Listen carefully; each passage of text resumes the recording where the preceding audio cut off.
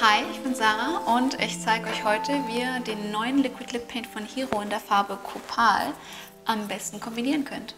Da der Liquid Lip Paint von Hero in Copal ein wunderschönes Sonnenuntergangsorange für mich ist, kombiniere ich ihn sehr, sehr gerne mit einem Pink und ich benutze dafür den Multistick von Hero in Backstage und den benutze ich auf den Augen und auf den Wangen und benutze dann Copal auf den Lippen.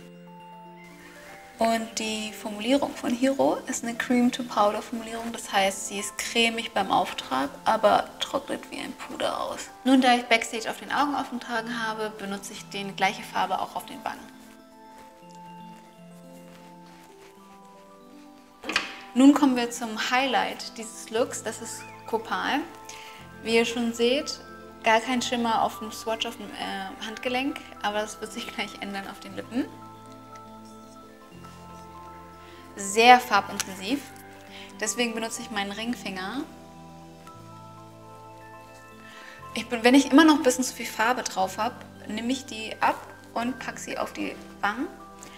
Da ist zwar schon ein Blush drauf, aber so mixt du auch die Farbe der Augen und den Farben, die du auf den Lippen hast und bringst das quasi zusammen und hast einen harmonierenden Look. Um diesen Look abzurunden, benutze ich braune Mascara und nicht schwarze, weil schwarz doch sehr hart ist und braun einfach softer.